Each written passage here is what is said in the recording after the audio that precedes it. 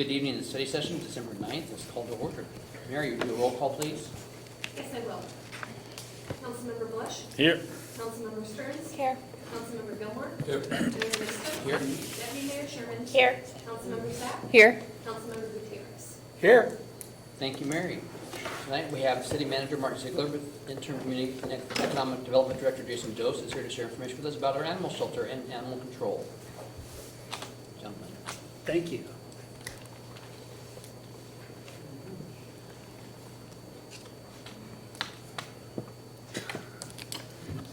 Well, I have to move it. You guys can see it, I can't. There it is. Get to a slideshow. So we have full slides for you this evening. All right. Thank you, Mayor, Deputy Mayor, Council. This kind of follows from, all the way back to May when we had the service level discussion and some priorities with, remember that dot exercise? As well as, as we move through the development of the 2026 budget and ongoing service level discussions, animal control and shelter operations are one that, frankly, we have kind of, for lack of better terms, struggled with over time, whether it's the actual service that we provide, the budgetary constraints that we have, how to meet council's expectations, community expectations, what policy decisions surrounding these types of services, filling staffing positions, particularly animal control officer as well. So we're going to kind of touch bases on animal shelter and animal control a little bit separately because they're kind of distinct functions, but one, right, can't happen without the other, right? So if you have animal control services, you need a shelter, right? But you can have a shelter without animal control service. It's just not a robust animal control program within the city. So we'll talk about those a little bit separately, but at the end of the day, they really are truly connected, not only in the budget, but also functionally with the staff and the functions that are provided within that department. And you'll see that this kind of carries over to other services that are provided within the city, like code enforcement, PD as well at the same time. Yeah, I'd add Please. that the function of the shelter and animal control, who are we kidding? It's expected. That's what people expect. They don't, right now we're partially staffed. We have shelter technicians, part-time staff and one full-time, but we don't have an animal control officer. So that's left primarily to the police department to respond to calls. We don't have dedicated staff. If there were like a cruelty to animals type case, I don't even know where that would fall. Maybe the detectives with it. PD, correct. Yeah. So a little bit about the facility itself, 902 West Pine near the city shop, 8 regular kennels, 4 quarantine kennels. There's a small concrete yard to the side. The rear dirt and gravel yard has now been cleared from police evidence, so the vehicles and the container are out of there. It's provided more space, but it's not fully contained or capable of really maintaining animals out there without some sort of level of supervision.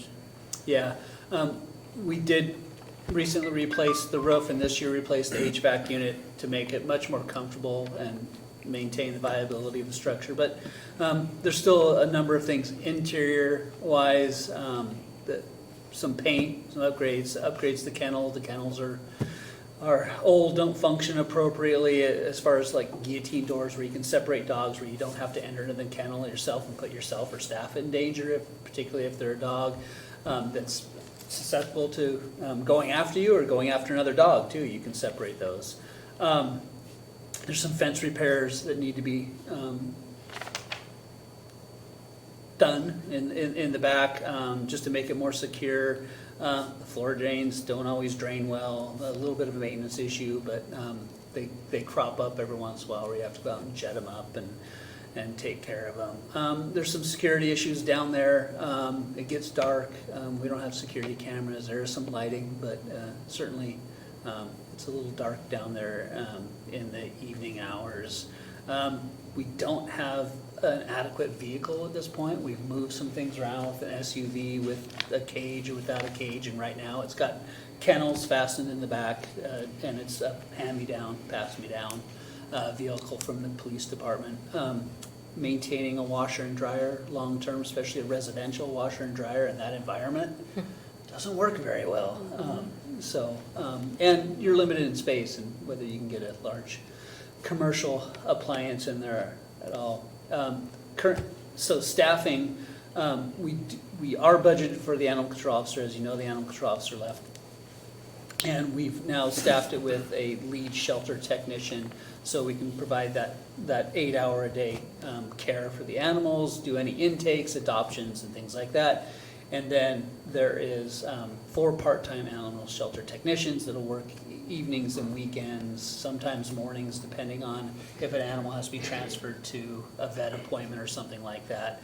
When you're full of animals and you're at 11, 12 in there, it's a lot of work because a lot of times you're moving one animal out at a time, cleaning kennels, it's exercising a bit, moving it back in, feeding it, and moving through that process with each animal. Anything else, Sir Jason? For me, it's been quite a learning experience. I mean, I've worked for the city for 20 years, but it's only in the last 3 months that, I with a lot of help from Mark's side of things, because he was the community development director for quite some time, trying to get a handle on the animal control shelter, rather, aspect. And what I was struck by going in there, because Tia, our lead tech, she's great. I mean, she's very passionate about the animals. She for lack of a better term, cares for them like they're her own. You have to talk her down sometimes about, we just need to care for these animals. But the site is really, I mean, even to me, coming into it with new eyes, it's very dated. It's very constrained in size. I think when we built it in '95, I think it was commissioned, it was just like one of those get it done sort of things. I don't think anybody really thought about the city growing and expanding. The washroom in particular is probably the size of most people's closets, right? So you have a washer dryer in one corner. We have a residential tub that's kind of up on a pedestal that kind of concerned me. One of the things Mark didn't mention is what I would like to see longer term as we move forward is more of I've seen like the dog-friendly tubs that you can like walk dogs in, you're not having to lift, and the floor in there can get clammy sometimes, if it's wet. And I just worry about the techs lifting dogs, and it just seems to me like we're asking for liability with these things. And same thing with the vehicle. The vehicle we just retrofit was replacing another vehicle we had just retrofit a few years ago that we got as a hand-me-down. But I don't see that as a long-term solution. I mean, this vehicle came out of code enforcement, and the reason it came out of code enforcement is for a reason. We needed a more reliable vehicle for code enforcement. So that this is the best we've got. So just the point being, I think we've gotten by in past years, but on a moving forward basis, we're probably going to have to think about putting some more money into it to lower liability, increase service, that sort of thing as we grow. I just realized I have a spelling error in expenditures, but so you'll see the basically 3-year budgetary figures for animal control and shelter operations.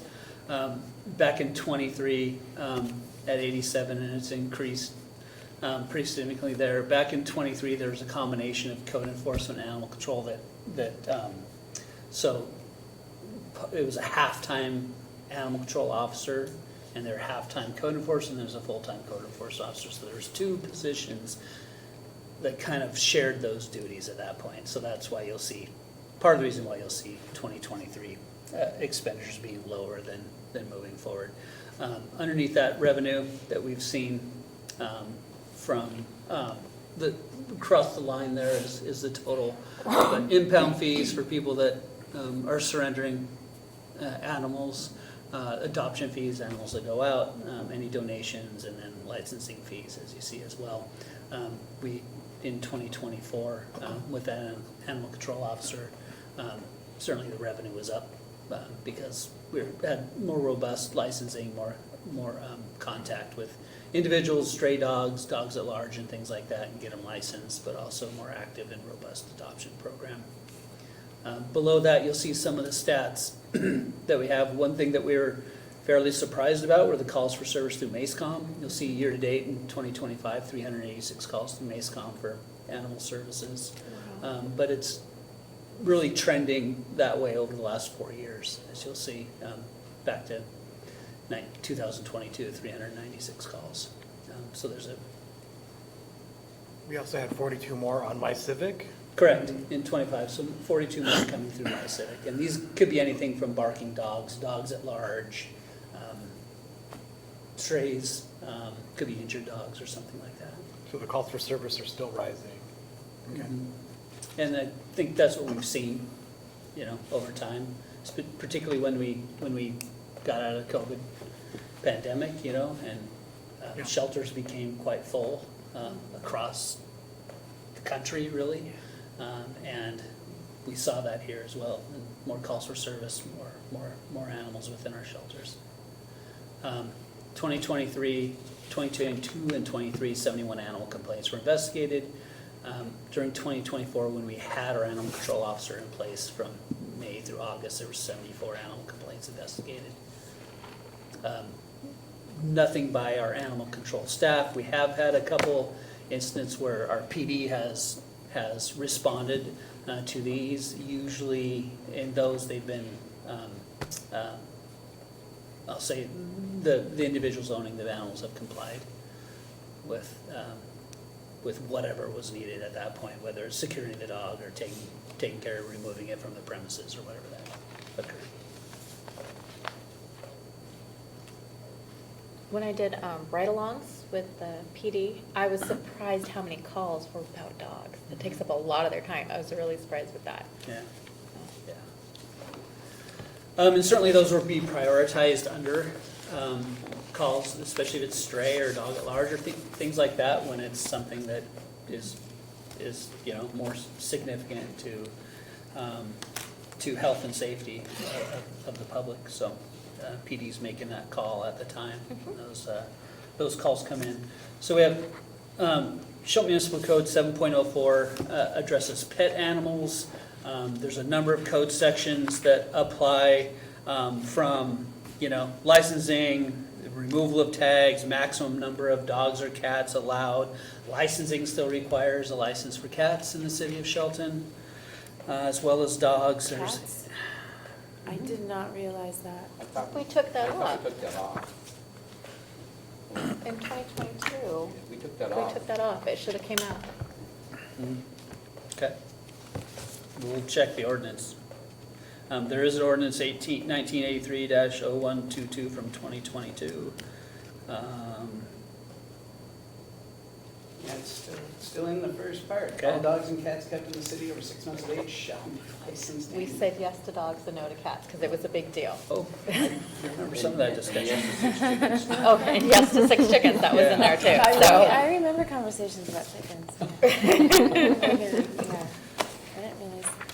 And when we talk about policy decisions, one thing that we'll discuss a little bit here is, frankly, how long you maintain dogs in the shelter, what you do with them, what kind of services are being provided to these animals, because that certainly dictates how much is being spent within the budget, from veterinary bills to long-term care to the staffing. As these numbers increase and the numbers are high and the shelter's full, it takes more staff to maintain these animals and hopefully get them into adoption, right? But the longer they're in these kennels, the less they're viable for certain adoption. Here's the numbers that we have available to us at the time. Total sheltered animals in 2023 at 88, 24 at 47, and year-to-date in 25 at 74. You'll see how many are strays and surrenders, impounds, and then the associated adoptions. We just don't have very good data from the previous couple of years. Average stay, we do have in 25 at 48 days. The average stay in 24 was 15. I think you'll see that was due to having an animal control officer was more proactive in the adoption process. And then the longest stay as of this year, we've got 2 dogs in there that it's now 361 days, so that was as of 12/2. So obviously not the best case scenario for, particularly for those 2 animals.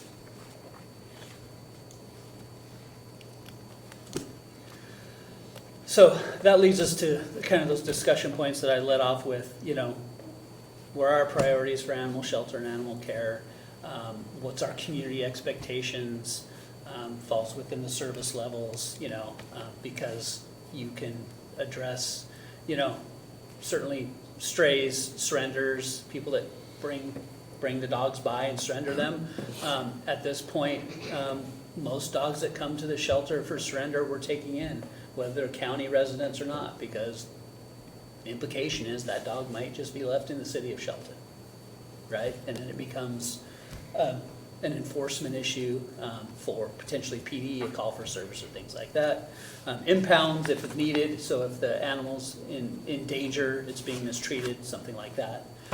Those are impounds, obviously dangerous animals. We have non-domestic animals, we allow chickens in the city of Shelton on lots in the neighborhood residential zone of an acre or more. You're allowed certain other non-domestic animals, like a pig potentially, as long as you meet certain requirements, or a horse, yeah. Then there's, investigations and the license enforcement. There's not a proactive licensing program currently within our services. Obviously, budgetary decisions drive all of this, and then policy decisions in the Shelton Municipal Code, as I mentioned, and didn't go through these fully, but there's requirements within Shelton Municipal Code on how we administer animal control, how we deal with injured and diseased animals, nuisance dogs, dogs at large, from licensing and impounding and all of those things. What's the liability of the city of Shelton right now, particularly when you don't have an animal control officer? We don't have police officers trained in animal control. It's not part of the police academy. And so there's a certain amount of liability when you're dealing with these animals, and frankly, we don't have a robust training program within the shelter operations ourselves. So it's just not something that the city of Shelton has engaged in the past, and developed a robust training program to make sure our shelter techs are up to speed as well. Maintain the animals in veterinary care, it's inevitable. They need care, just like anybody else. They need to be fed, they need to be exercised, they need to be socialized, they need to be walked, and then the veterinary care that goes along with that. The spaying and neutering is something we always do, so we don't perpetuate some of these issues and pass those on to somebody that's going to do that later. Licensing, maintaining a robust licensing program so we can get dogs back to the owners when they're strays, but also putting some responsibility on the owners that may be maintaining animals in the city of Shelton, and then how you develop a robust adoption program that goes with potentially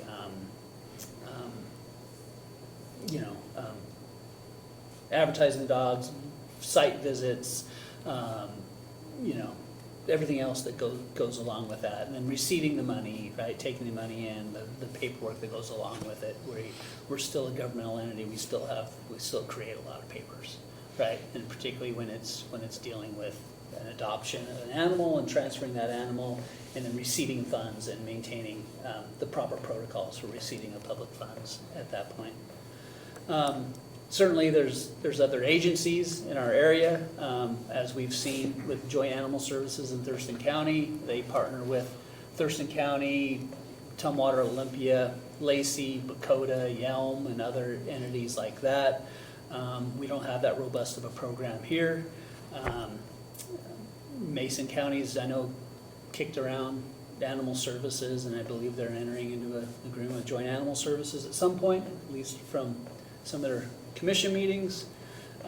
We previously had a contract with Kitsap Humane for transferring of dogs to their care, and that they discontinued that contract. Adopt-A-Pet was another one that we had a contract with to transfer animals to their care as well. That contract was discontinued as well.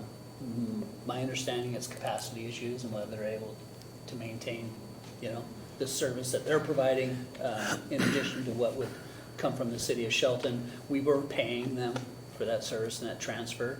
But we do have a period of time, we have to maintain the dog in our shelter. So if it's a stray or an impound or anything like that, we're maintaining that animal for a certain number of days. Per our code, it's 3 days before that animal will be transferred. And then Mesa County Humane Society, certainly our local humane society that's offering services that we utilize, thankfully, for veterinary services, because it saves us quite a bit of money at a reduced rate, especially the spay and neuters, that is able to provide services here, and frankly, we can talk about that further on what we've been talking about over the last several months. So this kind of opens it up to this discussion point, if you will. Anybody want to start, ask questions? We talked before about the county having responsibility or some legal responsibility. That's not true? No, they're not required to provide the service in the county.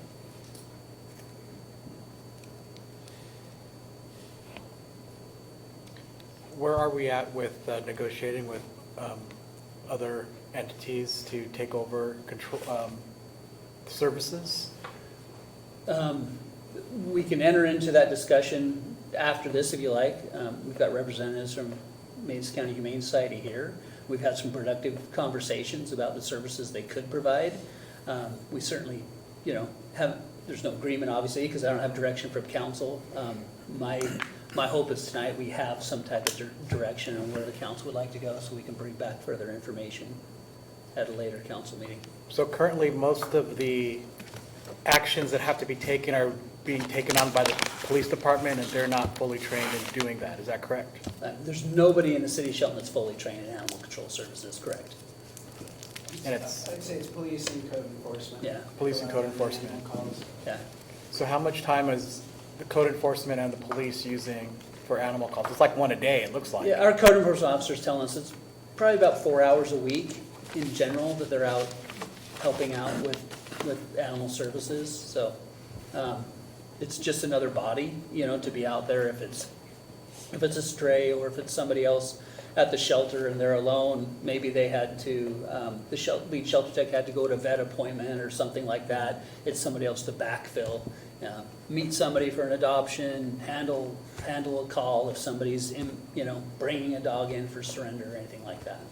And at $250,000 a year, it's not something we can have a bake sale to make up the cost and volunteer in the community. It's something that we really have to invest money to make sure that we don't have a bunch of stray or dangerous animals around. I mean, we think we're lucky in this country. There are some other countries that don't have animal control, and they're packing up at night and attacking people. But here in America, that's not happening so often. But anyway, I'm just curious about what's the worst that can happen, and a lot of bad things could happen if we don't have some level of service. I'd probably like to see some of the options that are out there before we make a decision on direction. You said that they're here to have some information for us. Yeah, we can talk a little bit more about. I'd like to hear that before we were to. Well, but let's talk about priorities and expectations of the council, right? If it's maintaining a robust animal control service and animal shelter services, I guess we can go, down two different routes, right? The city maintaining that service with the needed investments, or we look for an outside agency. If the councils would at all consider reducing that level of service, then that's a separate discussion. There's certainly costs involved with providing the service. We're seeing increased calls for service. We're going to see a population bump with density in the city of Shelton before long, right? We're building houses. Somebody's building houses. We're facilitating that and permitting that on 4,500 square foot lots. That's a lot different than what it looks today on 6,000 square foot lots. As those houses get built closer together, there's more calls for service. And it's across the board. It's not just animal control, but if we're talking about animal control tonight. It's stray dogs, it's barking dogs, things like that, because people are living closer together. As these more urban developments interface with what could be more rural development, if you will, or properties that are abutting rural, undeveloped properties, and maybe they're enjoying the luxury of vacant property to run their dog, or their dog barks a lot and they don't have a neighbor right now, or, they have more than the allowed number of chickens. Those calls will increase as that development occurs around them. My expectation is that our calls for service will increase as our population increases and as we densify. I mean, stray dogs getting non-domestic animals like chickens is a big problem in the county and also in the city. And we are growing, but if we looked at the Adopt-A-Pet, their shelter is an inside-outside dual purpose, and what we have is like a prison where everyone's all inside. We're gonna have to upgrade what we do have if we're gonna continue services, and we might have to not just have a $250,000 budget, we might have to have substantially more. We might even need a capital program if we continue animal control services in the city. And we're the only game in town because the county doesn't do it. So we're kind of in a rough place here.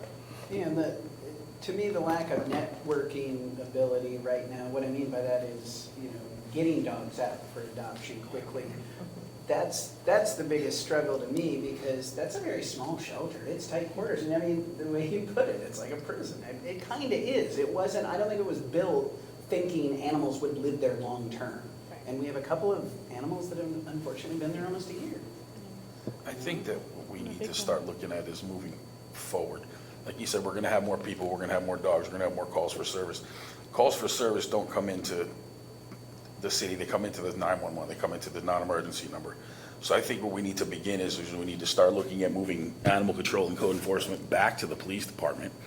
And then we need to look into, with the Criminal Justice Training Center, what animal control training is available that we can get for, like, we're getting new officers. We just budgeted for a new officer. That's something we could look into getting them trained for. Because if we have to move forward and we're going to look at a population increase, and this is a program that's going to need to grow over time. So that's just my opinion. I mean, I think we've struggled for years with animal control, one way or another, whether it be staffing, the building, the upgrades, somebody out on the street, investigations. I mean, maybe it's time that we look at other options. I mean, we've struggled. I mean, I've been here 8 years, and I think we've struggled every year with animal control, one way or another. So maybe it's time to look outside, look at other options. I agree.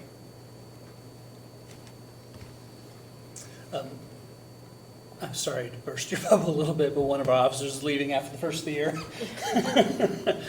And that, talking with Chief Kostet, that's part of the issues here. We haven't had this sustainable workforce in PD. Yes, we're adding a patrol position. We've got somebody at the academy now. We'll lose somebody, one of our officers, early next year that's moving on to another agency. And so maintaining that service and then prioritizing animal control within the police department when they've got a lot of expectations, and I put it here, community expectations within our community. Are they able to adequately provide the service that the council believes is appropriate for animal control? Be worried if we had an officer who was trained on, like, it's a solid idea, but my concern is that if we had an officer who's trained to handle animals, all of a sudden their job is dog duty, because we get so many of those calls, and that's somebody who might just be heading right out the door. We see so many people move on to other places, there's a lot of places for officers to go. That might not be the job that an officer wants. Obviously, we're having a hard time having somebody. I think the police is a natural place for it, in a way, and it's a service we need to have. I'd love to get our shelter contracted out, because like was pointed out, we don't have the capacity to really serve the community and get these dogs out the door. We don't have enough staffing to do it. We don't have enough time to be out on Facebook and be like, hey, look at all these animals we have, and you can meet us during 3 hours a day that we're available to actually staff that, whatever that challenge is, so. But I don't know that we could not provide some sort of animal control service, whether it's through PD or elsewhere, but I do have concerns about PD, just being that it sounds like probably not what they want to be doing with their time. Well, we can also put it back into code enforcement and re-budget code enforcement and make that part of investing in our community, putting animal control back into code enforcement. And then it'd be easier to recruit somebody for an animal control position than a police department position, in my head anyway. More people are gonna sign up trying to be an animal control technician or animal control person than going through academy and going to be a police person. So if we could be robustly doing code enforcement along with animal control, that might be a way to put it into the budget. Because PD, frankly, is gonna be safe with budgeting, but if we wanna really grow as a city, code enforcement should be a priority. So, and public safety should also be part of that in the code enforcement. So I think if we did want to budget something, we should put it into code enforcement and not necessarily police department. But it's a good idea to put it there because it's always, the funding's always going to be safe from PD because no one on this council is going to cut the budget on the police. But if we really want to think about long-term sustainability and growth, we need to put it into code enforcement and think about that. I'd be interested in entertaining either that idea or George Blush's idea. My biggest concern is that when you contract out, sometimes you pay more for what you would get when you're in-house. And with our budget the way it is, I'm just concerned about the numbers if we contract out. So I'm interested in a cost comparison between the other agencies and what it would, how that compares to if we were to put it into code enforcement. Yeah, I'd like to see that. Yeah. And we could contract out temporarily until we have a more robust animal control idea of what we're going to do and where we're going to put it, whether it be PD or code enforcement. I mean, we know what it's costing us. We know it's costing us So now. we know where we're going, we're increasing every year. I mean, we're at 250 now. 258 is our projected 258 right now, so I mean, if expenditure. we were, we know what we're paying, so if we go out and look for. But that's with one funded, unfilled code enforcement position, Right. correct? Well, the lead shelter tech is in place of the animal control officer. So there is a full FTE, it's a little lower pay than what the animal control officer would be. We had to fill a full-time position, a full FTE to manage the shelter, which the animal control officer would do, right? Normally if they were hired. So we have the lead shelter tech that is backfilling the animal control officer. If we went out and hired an animal control officer, we wouldn't need that lead shelter tech necessarily. But again, the animal control officer is not available for animal control at all times because they are also the manager of the shelter with a couple part-time people.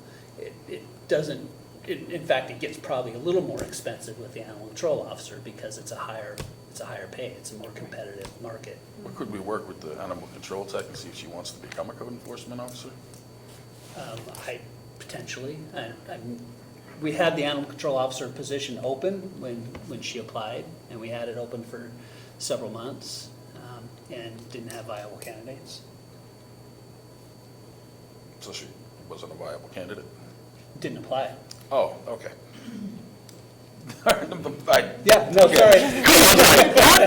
Okay, no, that makes sense. So then maybe that's a conversation that needs to take place, because, you know. So I think we're. She's pretty waiting passionate. For Melissa, what direction she wants to go. No, I agree. I think we need to see a kind of a cost comparison of what we're looking at with contracting outside agencies, and Okay. if there's talk of wanting to do that temporarily, what are we looking at for, what's length of contracts typically, and, I think temporarily doesn't serve our purpose really, because you're asking the agency to ramp up to provide this service and then ramp down potentially at a later date, and then the city to work through that as well, to ramp up at some date that might be indeterminate unless you put a number on it, but frankly. no, that makes Yes, sense. let's I just come said back to Frankly, if that. I'm hiring, then. frankly, if I'm George's hiring, comment if I'm was that made applying me for a think, job, well, I don't want an end date on that job. Yeah, I wanna- no. I want to dictate that myself. Yeah. If I So we'll can. just So, go as we are Yeah. and come back with the comparisons. so let's talk about, if you don't mind, Catherine Johnson from Humane Society is here tonight. She's got some more information. We can have, we can get down to brass tacks here, if you will, a little bit tonight with what we've talked about. Jason, myself have talked a lot with Catherine over the last several months, certainly, because they are the entity that's coming to the table and offering some services in the city of Shelton. Nobody else is at this point, particularly when you talk about robust animal shelter services and animal control services. And this is an entity that maintains a professional staff. They have veterinarians on staff. They have the ability to do some licensing programs, adoption, full robust adoptions. They have fostering program in place as well. So we can jump right into that if that's something Yeah. council's interested in. Catherine, you want to come up to the hot seat? Yeah. Yeah, come on up. Thanks. Let me find and share here. Hello, everyone. I don't know if you know Catherine Johnson, the executive director from Humane Mason Society, County. Mason Humane Society. County. Yeah. Well, location of welfare. So I created a little briefing packet just to kind of go over a basic proposal. While I completely understand that it is your guys' jobs to make sure that the city stays within the budget, I did create a pretty robust packet to just show that we aren't comparing apples to apples.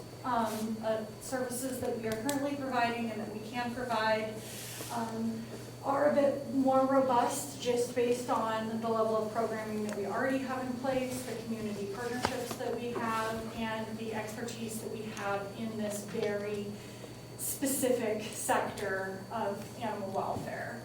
So I'm not gonna read the entire thing verbatim, but I do want to start off by reading this first part just because I do think it's pretty impactful for who we are as an organization. So the Humane Society of Mason County is a local nonprofit animal welfare organization serving Mason County for more than 40 years. We operate a low-cost spay and neuter clinic and a community-based foster and adoption program serving over 5,000 animals annually. We are the only fully staffed animal sheltering organization in the county with veterinary capabilities. Our team includes licensed veterinary staff, experienced animal care personnel, and a dedicated foster and adoptions team, along with leadership trained in shelter operations and population management.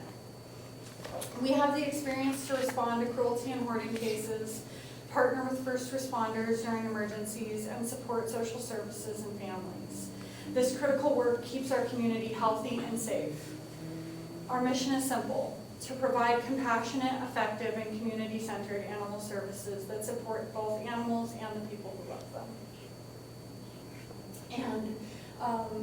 And that's really an important piece of this package as we talk about both ends of the leash, servicing animals and humans is an important part of not only making sure that we are fixing problems and not just long-term solutions instead of Band-Aids, but also making sure that it stays community-centered and really offers the community the support rather than just enforcement. When we talk about animal control, it's a typical word that comes up a lot is enforcement piece of it, but that's not how you win over everyone, is just by only coming to their door when there's an enforcement issue in place that needs to be addressed.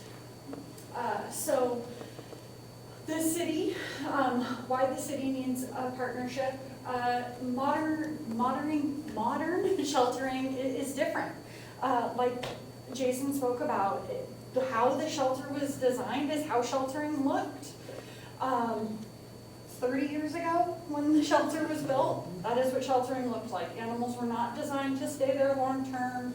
It was not meant to be somewhere engaging and community-oriented for the community to come feel welcome, to look and adopt a potential family member.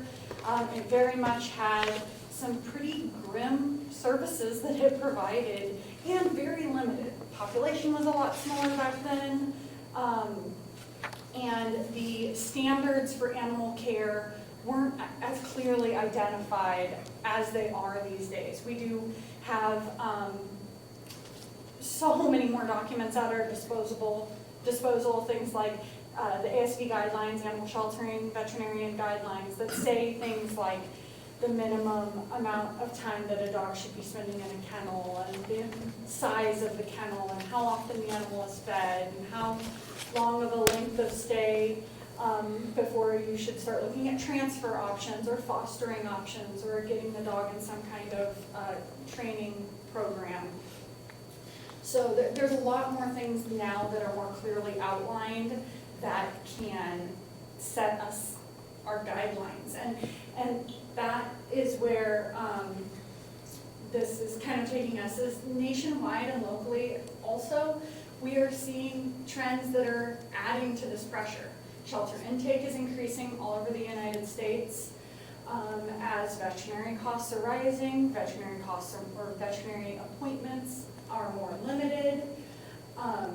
Economic and housing instability, which I know is something you guys talk about a lot, leads to more animals needing to find other homes when the humans no longer have adequate housing.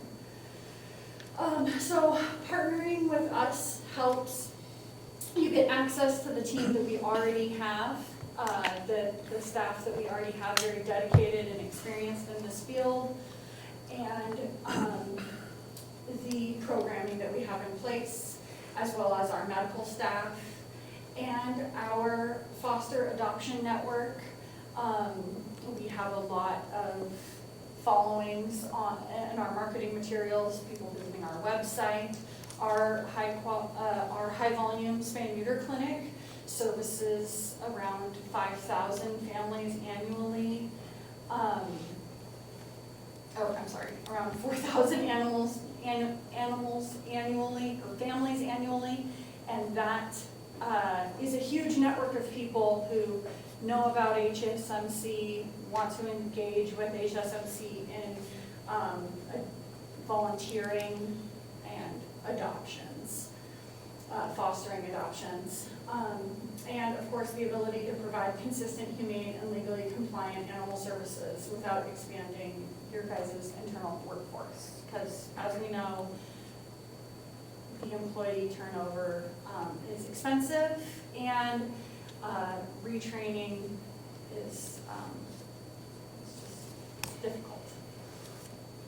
I think one thing to add, the administrative work, we've seen this bounce around from PD to community development a couple times, and the administrative work that goes into just managing this service, which frankly is fairly small for the city of Shelton for what we're doing right now, but it's labor intensive if you're managing it correctly, and we could do a better job there. But the priorities for Jason right now are subdivisions and permitting and code enforcement, and the priorities for PD are public safety, and yeah, exactly right. So those are the concerns that I have, and when you don't have an administrative staff that's reduced over the last 6 months, being able to ensure that the staff that are providing the services are being fully supported at the same time.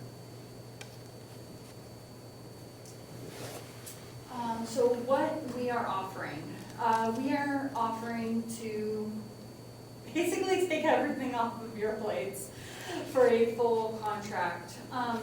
This helps us when we are managing all intake and outcomes. It helps us make sure that we can ensure that the animals that we're bringing into care, we can adequately match them with families moving outside or foster homes or whatever other needs that they might have. The daily shelter operations. So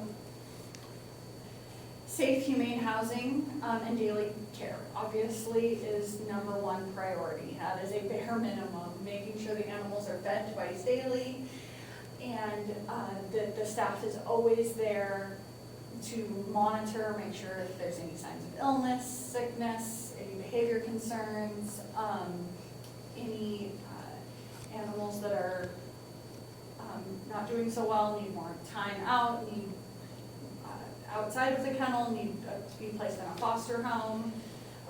Those things are happening. Medical, it's what we specialize in. We have, as Mark said, we have veterinarians on staff, we have veterinary professionals, vet assistants, vet techs. We can make sure that we have access to the prescription medications, prescription strength flea prevention, parasite prevention, any of those things, we have those things in stock. So we are able to make sure that the animals are receiving anything that they need immediately on intake. We have a pretty, we have a strict intake protocol with making sure that all of these things are covered immediately when the animal enters our care. And those are all compliant with the ASV guidelines, like I spoke about. Our medical care, or in spay-neuter surgeries. Timely spay-neuter surgeries is another big piece. Sometimes we are seeing animals that could be placed available for adoption online, start being marketed and published on social media or on the website, or even just have that kennel card on their kennel say available for adoption. They're waiting to have that status flipped because they're waiting on their spay-neuter appointment. Because we manage all of that internally, we're able to really quickly make sure that we have a no-show public client. We slip in a shelter animal, we do that every day to make sure that those animals are prioritized to get spayed and neutered as quickly as possible so they can find their forever families as quickly as possible. On-site rapid access to medical care, because we have our veterinarians on staff, they're just a text away, a photo away.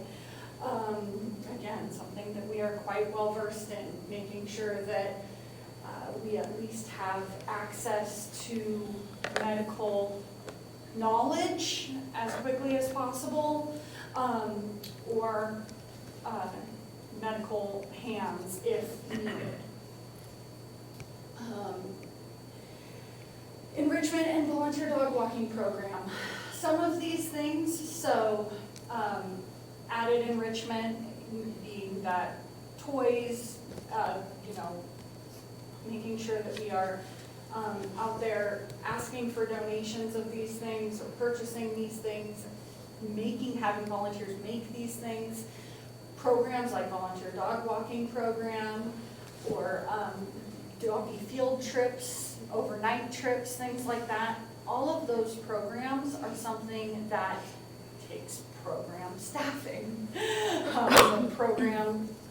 These programs don't just create themselves and manage themselves. So we have some of these programs already in place.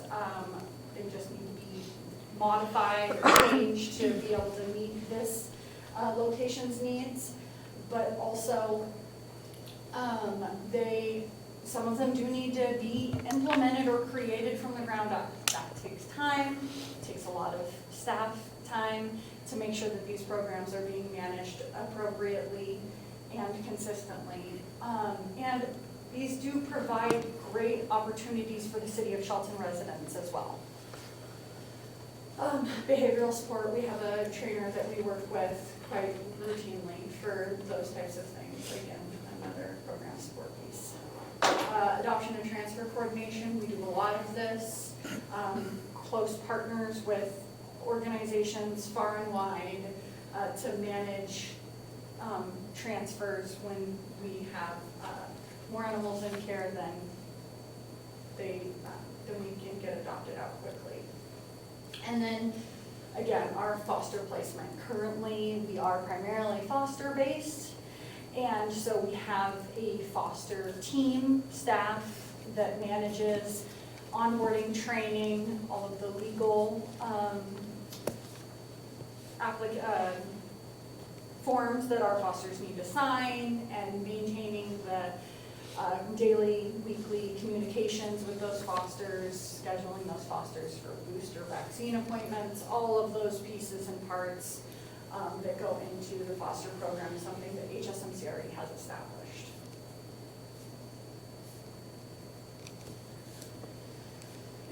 control services. We would like to offer to provide that animal control officer position. Why we think it is really important to keep that position really tightly with the shelter and not in a other agency, like PD or code enforcement, is again to make sure that we have, that officer has the tools necessary to, again, treat both sides of the leash. A lot of these bullet points you see up here are the minimums, are the standards that we will make sure that we are meeting, that are required by law. They're required by our ordinances and required by public safety. These quarantines, those are state RCWs for bite quarantines. Cruelty and neglect investigations, obviously that would be working very closely with our PD to make sure that any state or felony level investigations are being handled appropriately with our medical staff to help really seal the deal on anything that needs a veterinarian's notes or sign off. You're doing the investigations? Huh? You're doing the investigations? So most of the investigations do need to be handled by like a detective or a commissioned officer if they are felony level. So there's some Yeah. legalities in there that It could be a supporting role. We have in the past with animal neglect or something like that. The previous animal control officer would do most of the work, if you will, and then turn that over to an officer for citation or whatever the appropriate enforcement action would occur. So most likely, it's going to come through an animal control officer to begin with, or animal welfare officer, if you wish, to work hand in hand because as we mentioned, the police officer knows what the law says, both city code and state law, but it isn't necessarily versed in the intricacies of potential situations that, they don't always know that occur. exactly what they're looking at and Yeah. looking at. Like, is this animal truly emaciated or not? They haven't been trained in that level. They know that starvation is a crime or that any animal being emaciated can be considered a crime, but what does that look like? How is that scored? What are the steps to make sure that the animal is declared healthy and not in a have a medical problem that is leading to its poor condition? Like all of these pieces that an experienced animal control officer that has gone to the academy and had this training and has access to veterinarian input needs to be in order to help the officer have a strong case to support. So all of that is something that we are absolutely engaged in training to do, and that any trained animal control officer could do depending on what department it was funded through. It's all of the other pieces, I think, that really lead us to think that by us having it in our control, we have a better full circle scope on the more day-to-day operations. Obviously, we think about these first three bullets as a majority of the calls, but they're not. A majority of the calls are not cruelty and neglect, thank goodness. They are not bite quarantine calls, thank goodness. A majority of the calls are simple public education calls. Simple calls where people need to be maybe given a barking log or communicated about what options they have to help diminish their neighbor's dog's barking or communicate with their neighbors or diminish their own personal dog's barking, or access to resources for spay neuter services, access to resources for behavioral training or boarding or whatever, maybe like a fences for Fido for stray dogs frequently at large, or other programs and organizations that offer these assistance, that we really make sure that our internal staff are well-versed at how to get the people help and point them in the right resources and hold their hand, almost as more of like a social worker type aspect. And those are things that we really think are really important to making sure that you're not just going out and writing the same ticket for the same infraction over and over and over again. And then ultimately forcing that person to consider surrendering that animal or dumping that animal, and then it ended up in the system when it had a loving home that just couldn't afford to keep up on the tickets or didn't know how else to service their animal. And then obviously licensing and ordinance enforcement is important. Again, that's, as Mark said, that animal welfare officer term, that's kind of where that kind of term comes into place, is where you can be more engaging in these aspects instead of making it feel more like a license is, you're being punished by having to have your dog licensed or for not having your dog licensed, that this is more of a way that you are supporting this wonderful program that your community has that you can be proud of. This robust dog volunteer walking program, foster program, adoption program, and this animal welfare officer who is coming out and engaging with the community and supporting the community. And that's what your license is more or less going towards, and have it feel more of a feel-good piece to it. And that's why sometimes just the simple change of that name, the simple change of how the officer is dressed, how the vehicle the officer drives, and how they're coming to present and talk to you can really help get the community more involved and on board with things that can feel a little bit not fun, like licensing. And then after-hours support, with being available and working strongly with our PD that if they do have an emergency and after hours, putting like a door code pin pad on the shelter or something to that effect, so that we are working strongly together and having a phone number for them to call if they need to ask questions. Community services. Again, I like to always go back to the community because I do really feel like the stronger and more informed we make our community members, the less dogs that we're going to be taking into care in the end. So on-site adoption events, online promotions, increased visibility and outreach to promote shelter dogs and encourage lifelong matches. Some of these programs can be, dogs in the library, dogs, again, all of these programs are very resource intensive as far as program staffing, volunteers, and liability. Free low-cost vaccination microchip days. This was kind of an idea I had that I think is a great way to bring the community involved. If your pet is licensed, get a free microchip, get a free rabies vaccine. Things like that. Because we are a nonprofit, we are able to work with our local businesses and things to help promote these days, have sponsorships for these days. We have a lot more flexibility in that area than the city does as far as funding outreach programs like this.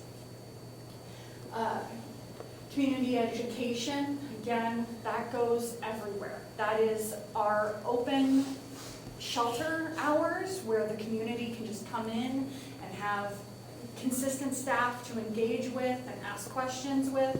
That is our animal welfare officer who's out in the community providing those education services, as well as having more of the community involved in the shelter through these volunteer programs and initiatives that will just be more community members out there knowing more about what the shelter does and how the shelter performs its duties.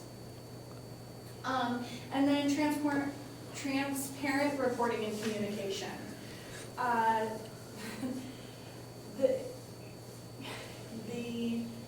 There's a lot of really, really great CRM software out there that we are utilizing to make sure that this data is digitalized and right there at our fingertips.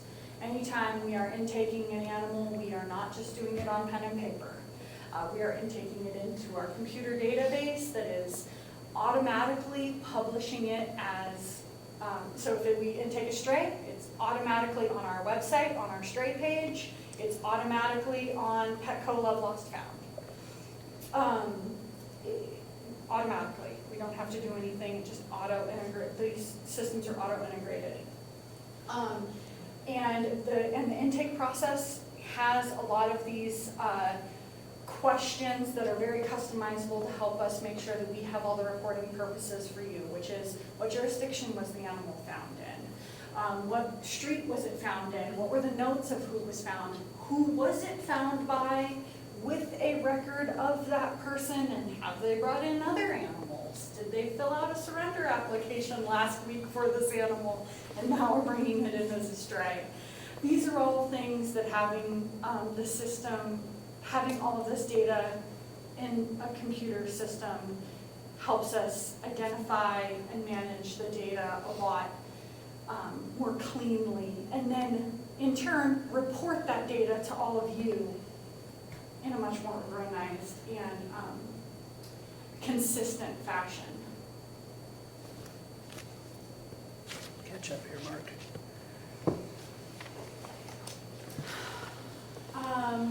How this improves life for dogs and city residents. I feel like a lot of this is I've kind of already touched on, but for the dogs, our main goal is to reduce that length of stay. And for some dogs, that can be difficult. I'm not gonna lie and say that some dogs easily are adoptable.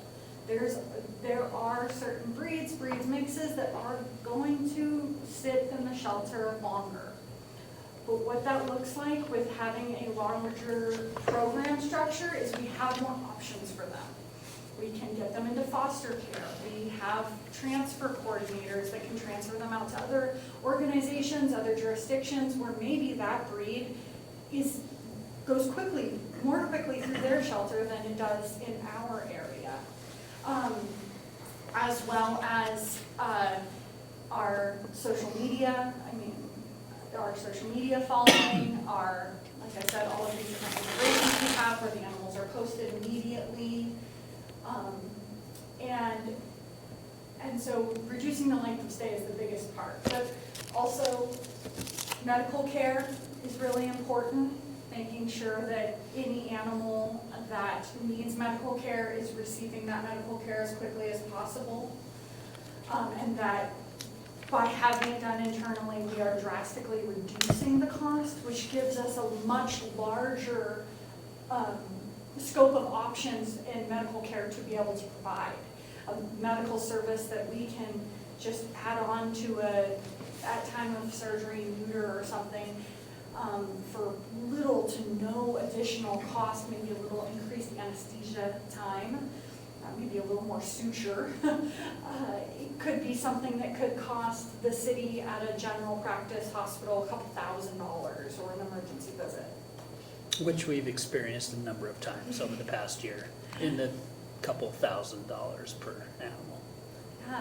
Recently, an animal climbed the fence, right, and injured itself, and what was $1,000? Just to get the diagnostics done, that wasn't even surgery. Yeah, Yeah. that's the reality. Yeah, and we are limited in somewhat of our scope, but for the limitations that we have far more availability. And like I said, it really expands the level of care we are able to provide medically because the financial burdens aren't there. And then faster reunification. This is another thing that I hold dear to my heart and that HSMC strongly believes in, which is keeping animals in homes, doing everything we can to make that reunification happen if we can. Making sure that the animal is immediately posted, like I said, on Petco Love Lost, make sure that the animal is immediately posted on our website, but also, posting it on our social media, making sure that the community knows what to do and where to look and how to be reunited with their lost pet is something that's really important. And those things, it is really important to HSMC that we are also offering those things bilingually, because that is something that we have seen a lot in the Belfair community, is that not everyone knows where to go to find their pets. And that information needs to be accessible to everyone in multiple languages. Do you offer like any training services? So if somebody brings a dog, says, I love this dog to death, but it keeps peeing on my house. Can you just take it? And do you like say, hey, well, let's work with you and maybe we can solve that problem with the dog? Instead of them surrendering their dog, maybe you help them keep the dog? Our number one goal is to always help owners keep the dog. We want surrender to be the last option.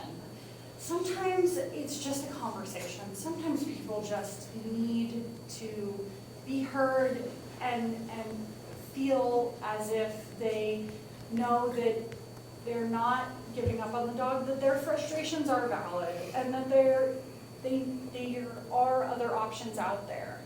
Sometimes the options are really simple, and people are just so frustrated that they couldn't see what was right in front of them, some options that were right in front of them. Others are the resource lists, like I spoke about.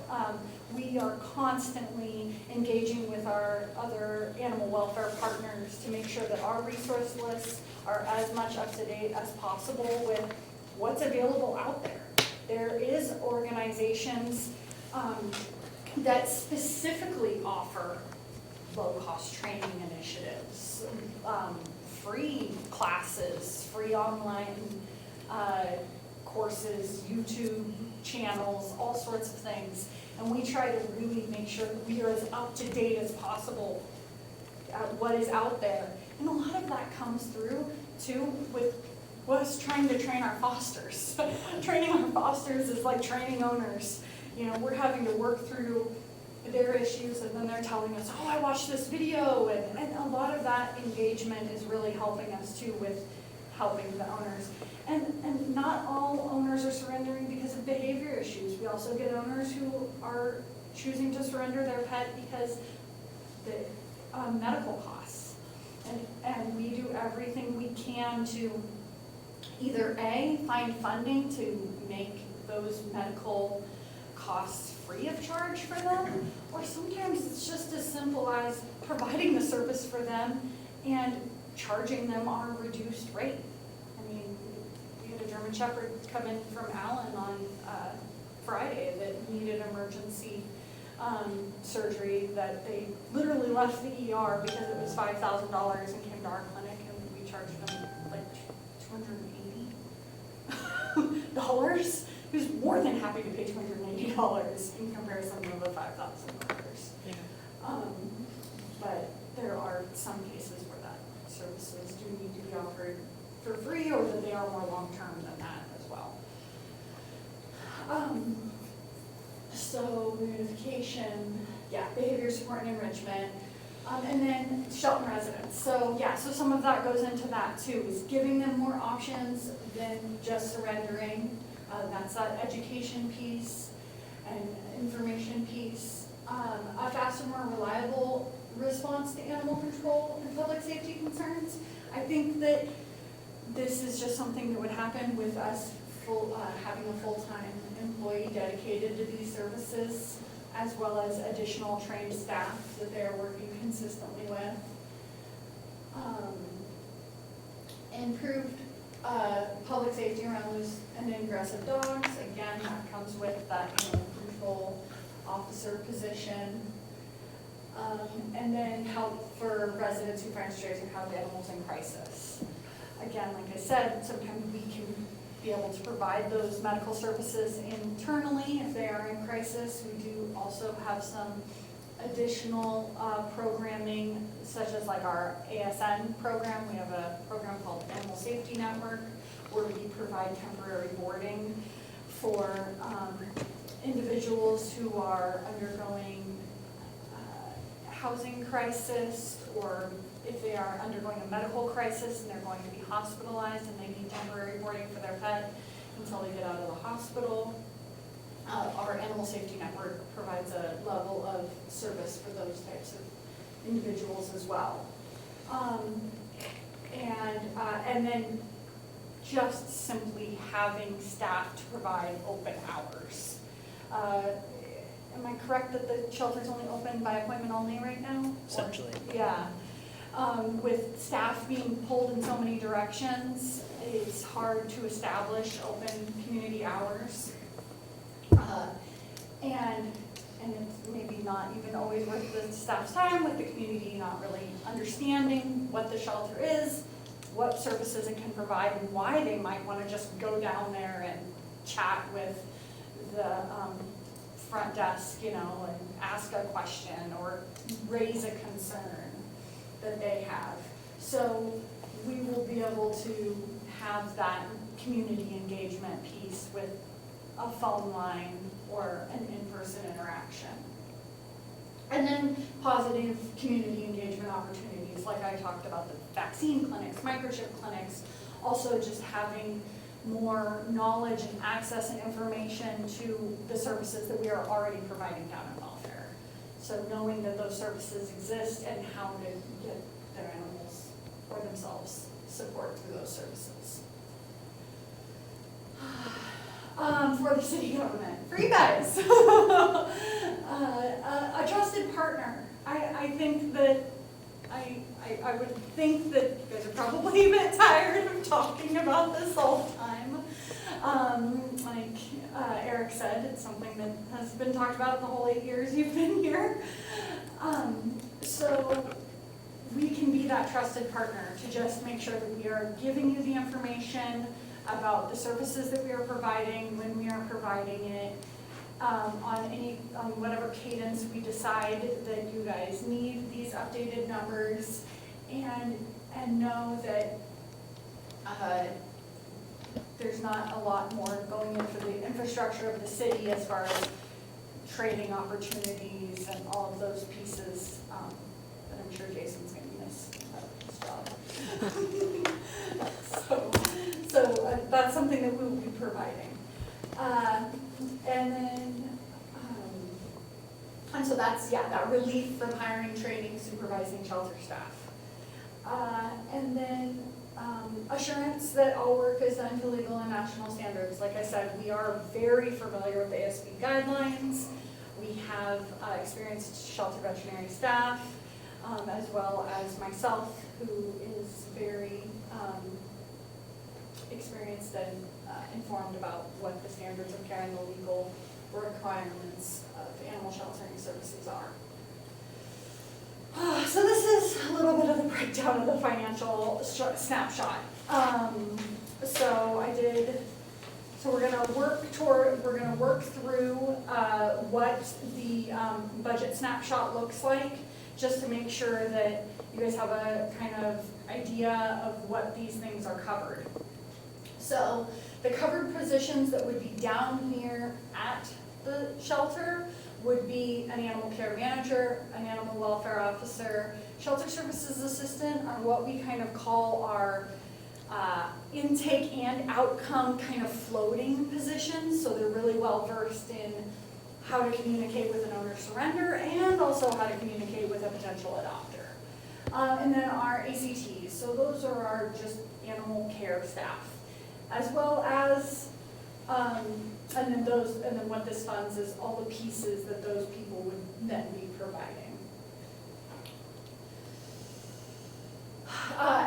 Our HSMC organizational support. So this is what we already have that then would be supportive of this secondary location. So myself, the executive director, we have a finance manager that would be working closely with the city on any contract processes, and our licensed veterinary staff, our adoption and marketing support. I don't know if you follow our Facebook, I hope you do.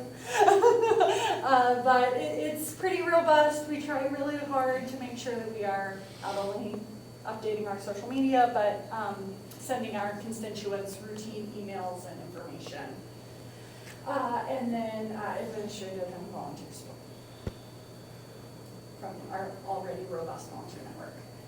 And then, so that was the personnel piece of the budget. Second piece of the budget, facilitating occupancy, we will take on the responsibilities of those things, of the utilities, the insurance, maintenance and repairs, and we will add a security system. We feel very strongly about a security system. Animal care costs. We will take on the costs of incorporated into the budget are the vaccines and boosters, parasite prevention, medications, dog needs to be on antibiotics, things like that. Of course, dog food and treats. We do have some partnership contracts that help make this line in the budget very small for that piece of things that we already have established. And our cleaning and sanitation items, training and enrichment. That's all in that. Other operating expenses, software fees, promotional costs, staff uniforms, training, vehicle fuel. These are just some of those pieces that are more operational to kind of help explain what that line item looks like. What we anticipate.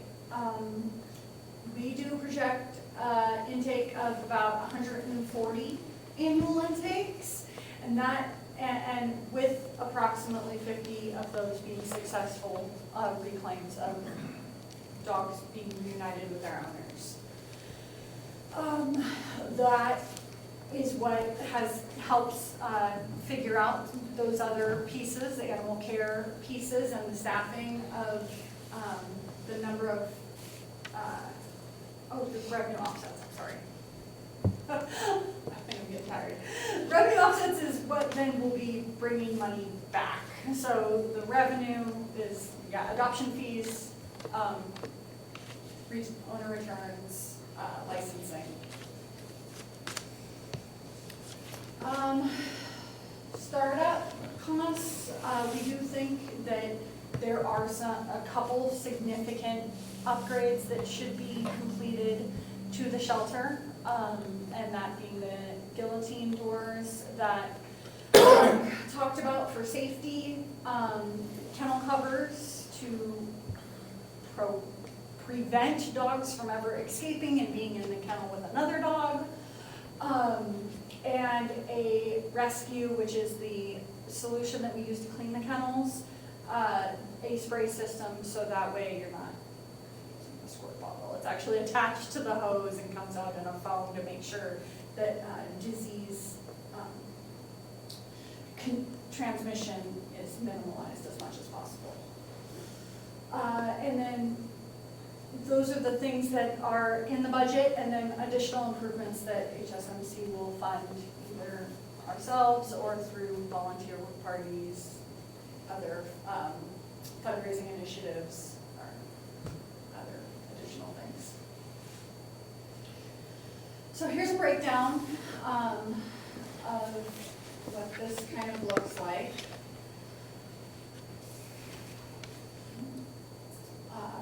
Cats are not included in this, as the city of Shelton Shelter does not have an adequate way to safely house cats.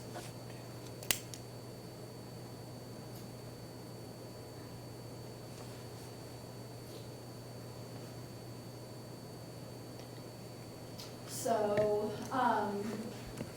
just keep on now. Okay, you got it. Yeah, You covers the can see on that. positions. So, total operating expenses, we anticipate being, over 300,000 a year, and with the revenue being very little.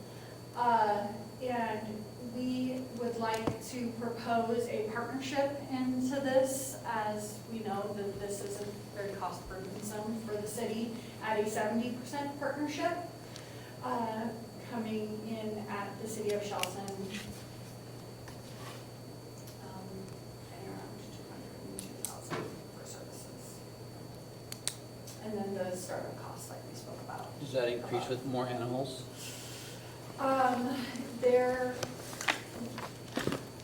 This is already a pretty heavy Yeah. number. Yeah. It's definitely not conservative, so I think that we'll be fine on that aspect as it grows. The city of the shelter can only physically manage so many intakes annually.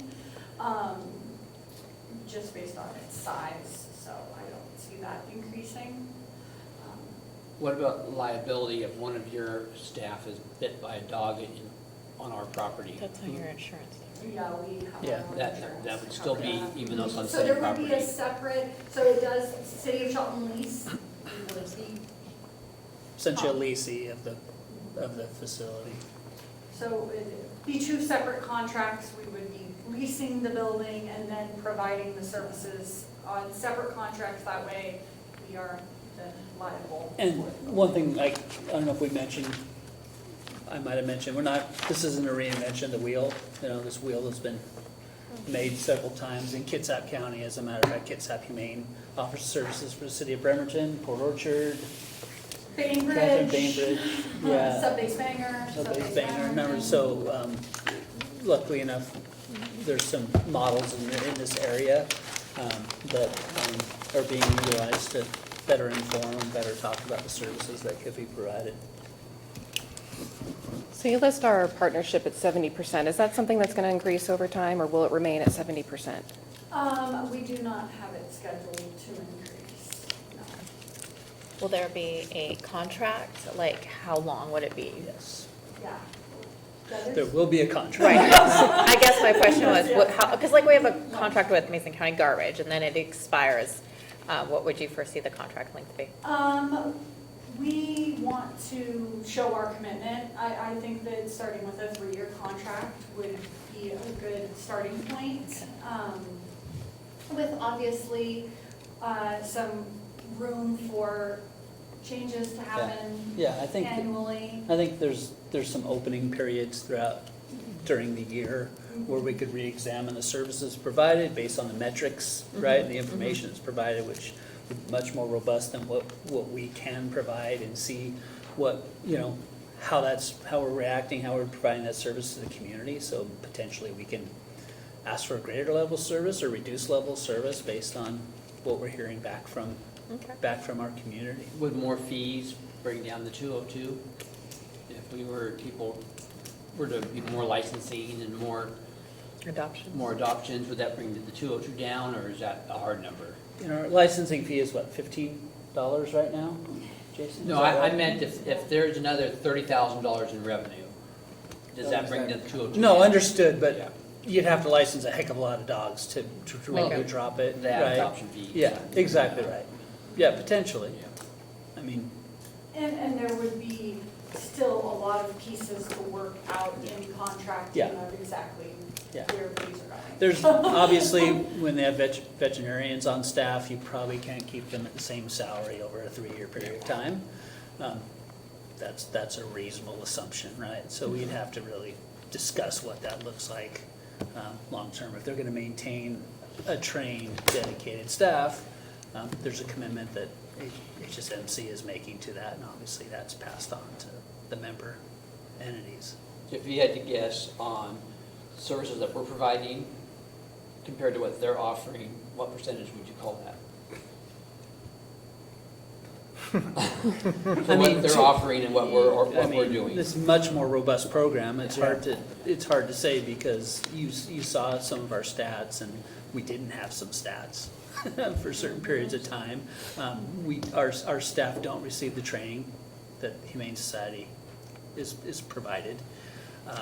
Certainly veterinary services are probably the biggest cost savings, or benefit. And then the animal welfare officer that we're not providing at all right now. Yeah, my thinking was that we're getting more for less. It's kind of where I was going, and that's why I wanted to know what the percentage that you thought it was. Yeah, I don't know about a percentage, but those are the kind of the highlights that, that aren't being serviced right now.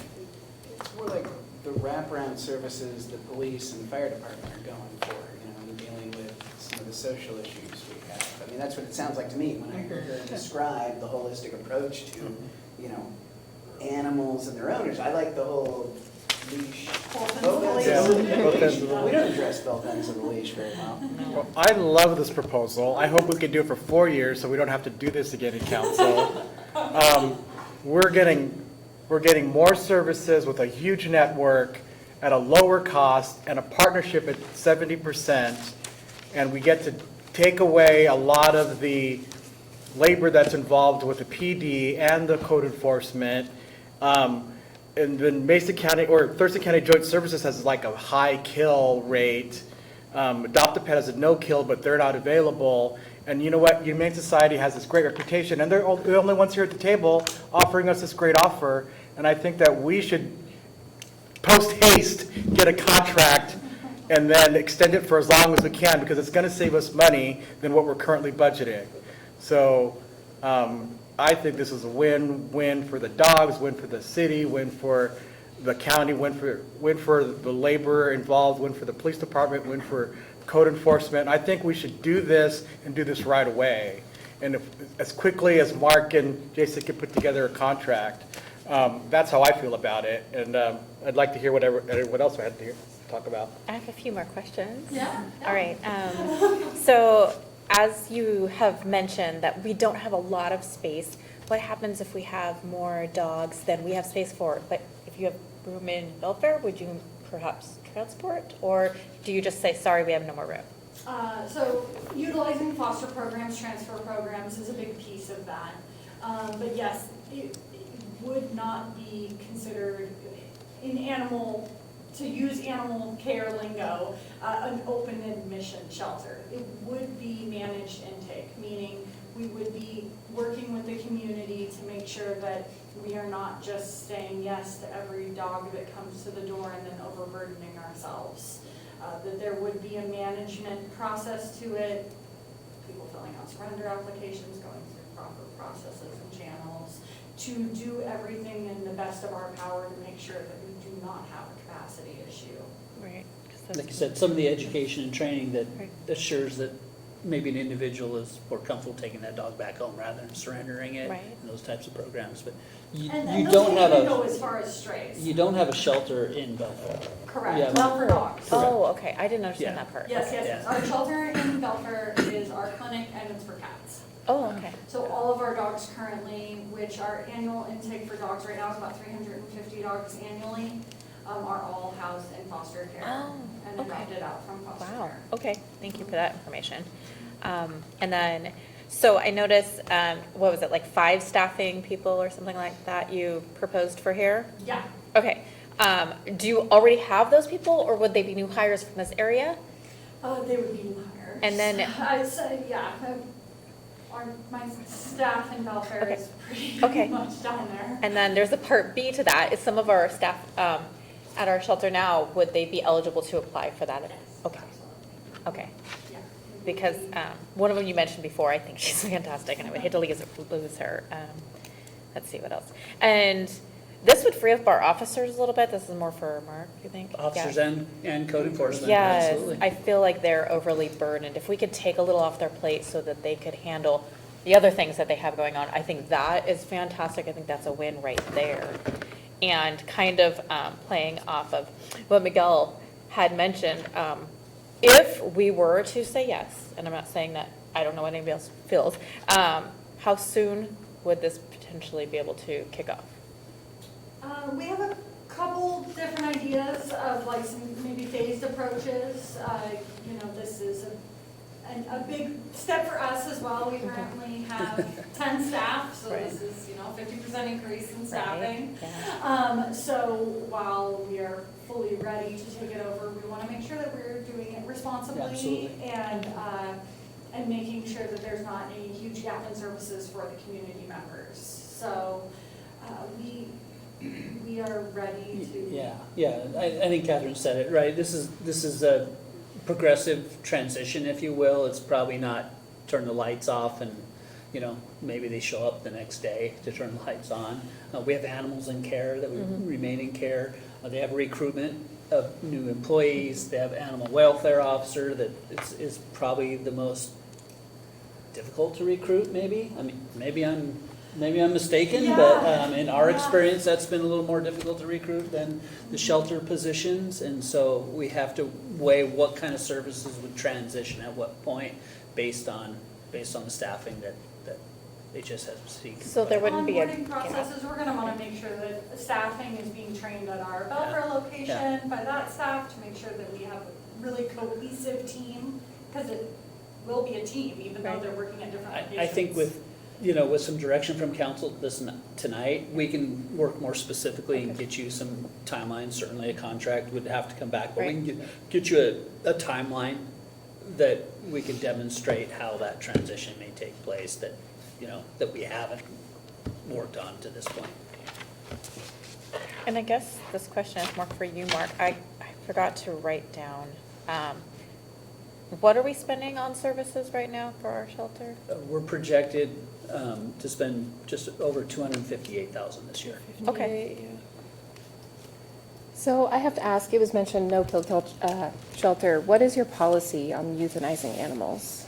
So we currently maintain a 97% no-kill status, so we are considered a no-kill shelter. No-kill is a term that is identified by the animal shelter services welfare organizations to be 90% or greater.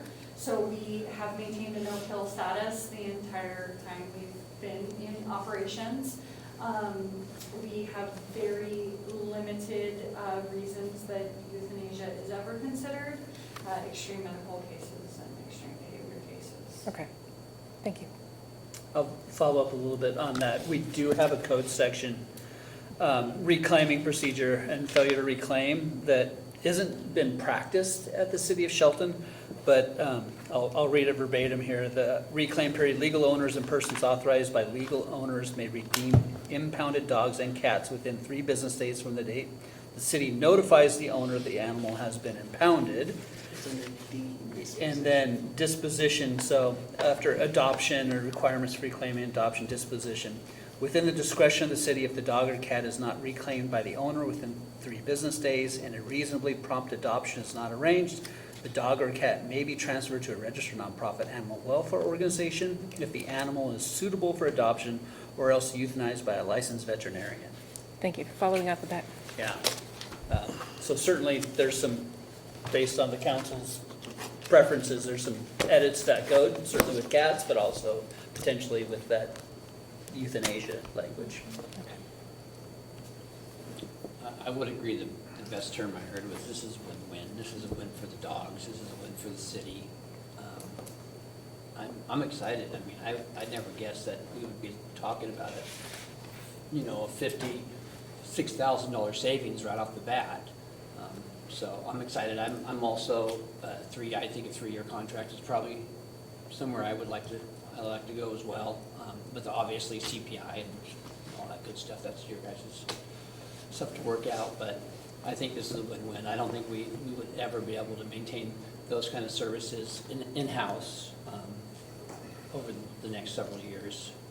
Maybe there may be a time in 10 years or down the road that we could do something like this, but we're nowhere close to that right That model's going away, sorry to interrupt, but that model, as we see in Kitsap and Thurston County, that model for a single jurisdiction to provide these services is gone, frankly. Unless you're a really large, municipality, but we've seen in Thurston County, Bakota and Yelm, and even Joint Base Lewis McCord contracts with Joint Animal Services over there.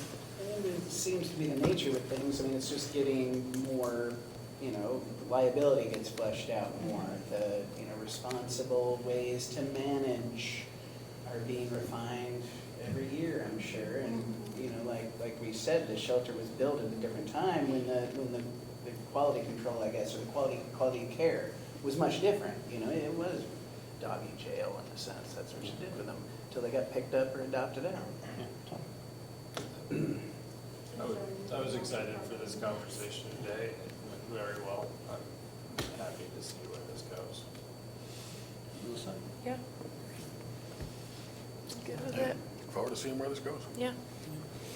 I want to say thank you so much for bringing all this information and all that, because I know this is a lot to ask you to do. So first of all, thank you for standing up, because we've been looking for help for years. Yeah. And thank you for showing up, because we needed some guidance. I was looking for the flaw. I can't find it. I appreciate that too. I love some solid constructive criticism, so. Another thing is in the future, should we want to have a capital project to expand, it's much better if we had the whole network of the Humane Society rather than just the city. So we can have a private-public partnership to raise funds for capital projects for a larger facility in the future when we do grow and add more rooftops. This is the best way to go in the future, is having that collaboration and that community buy-in. So I want to echo what our deputy mayor said. Thank you for bringing us a solution that we can all agree upon. So thank you. I think that's a very good point. We have to keep that on our radar. The existing shelter is not a Yeah. long-term viable facility without essentially a scrape and rebuild, right? I mean, we heard There's how not many. really room to expand Yeah, it there. yeah. So down the road, if this was a program that was gonna work forever and the city had some property, would you be able to fundraise to build a shelter? Well, we already are working on that privately because, you know, with or without this contract, we are a nonprofit organization here servicing Mason County residents. I mean, this is helping us do it in a more structured way, in a way that we have already been providing support in lots of ways. You know, we provide the spay neuter services for the city of Shelton dogs. We provide a lot of Well, there's some medication, right? Medications. Reduced costs on medication, some yeah, consultation, we training. sell you guys the parvo test Yeah. so that you can parvo test the dogs. Those kinds of things you can just go on Amazon and buy. You have to have it's called a veterinary of record to be able to buy those things from a medical supply. And you have to set up lots of things. You can't just buy those things. So we sell them to you guys so that way you guys have the access to those things, as well as a lot of just when there's a question or an animal that comes in with a medical need. We had a puppy come in with a broken leg that we took, and things that are just outside of the scope of what you're able to offer right now. We try to always be there with that, and we're not going to stop. We're not. This contract didn't happen. We are still here to support Mason County residents, regardless of that, the work that we're already doing. We just would like to do it more structured, and be helping the dogs at the shelter be networked more and find forever homes. And this helps us grow. So I imagine with the first year savings, we'll probably use that difference to do the upgrades to the kennel. Well, you saw that was included, so there were some immediate upgrades Oh, was it? that they're requesting. Sorry, I took that, it was just No, over I'm talking four. about the upgrades that they, like the. Yeah, gate. yeah, the guillotine Yeah, doors. that's That was included in the proposal. And actually, Catherine had a contractor come in and look at the costs for that. So we have some more firm costs on what it would really take to retrofit that. We can get some more costs specifically on the fencing, and we would have that at the time we bring something for the council to consider. Okay. Yeah. I'm also really excited that you are part of Mason County already, because I've had a lot of people come up to me and say, are you going out of county? And I'm like, I don't know. So some people are really concerned about that, so this is exciting for those people who have those concerns. Yeah, I mean, I'm a Right. Mason County resident myself, and while I've only lived in Mason County for 10 years, I didn't grow up here, I feel very attached to this community and to the successful future of animal welfare as it grows, because it's been fairly non-existent for a long time, and I think that there is a ton of potential with the population growing and diversifying, that we can provide a better service to the animals that live here.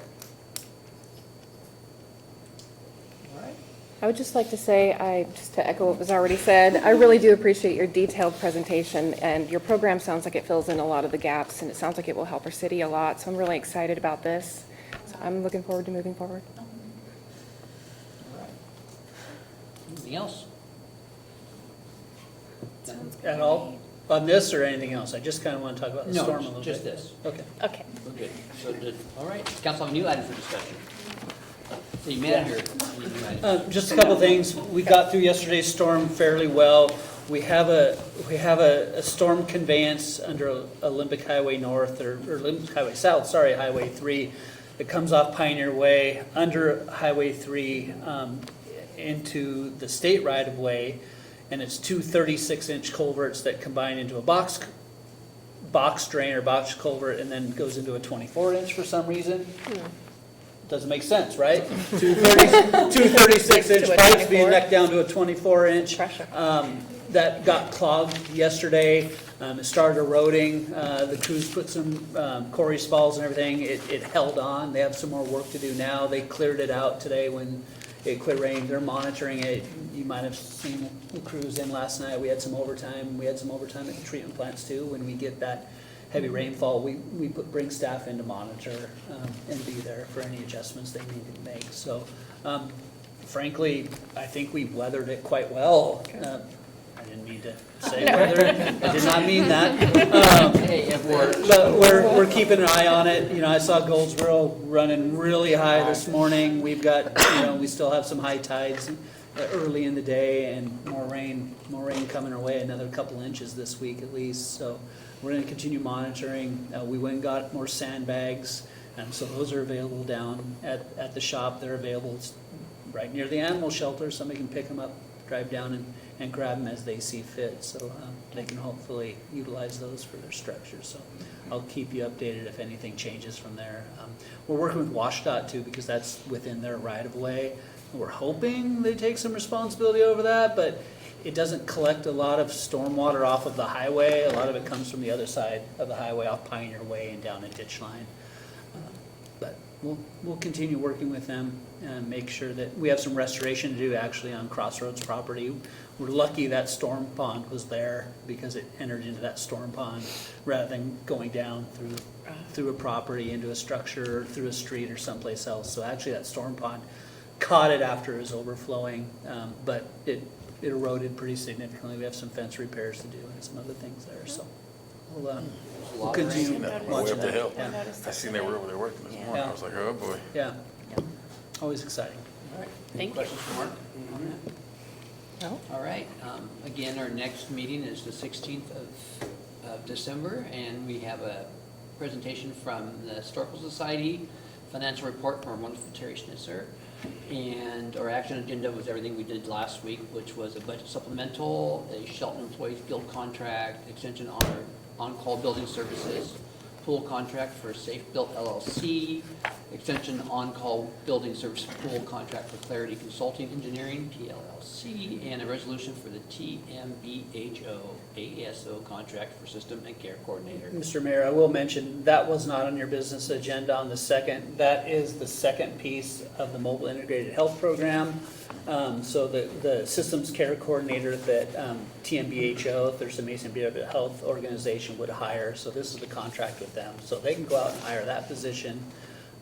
So as the council approved, kind of on a one and done with North Mason Regional Fire Authority's contract, I thought the council would also consider a one and done on that position as well. And I know North Mason Regional Fire was conducting some interviews with that peer support specialist over the last week. So we hope to have that filled and in the field here before long. Great. Were those not in the business? I'm sorry, I'll follow up. So we want the Clarity Consulting and the BHC Consulting, Safe Built, sorry, are extensions of their contracts. They had 2-year contracts with 1-year extensions, so we're asking for the 1-year extension so we continue that consultant work to keep building permits moving. We may have some good news here on the building official front that would reduce our costs to those services, but we still want to keep them there for, the either large commercial projects or just maintaining a redundancy if we need some. Sounds good. Yeah. Anything else from Mark? All right, this study session is adjourned at 7:43 PM. Awesome. Well,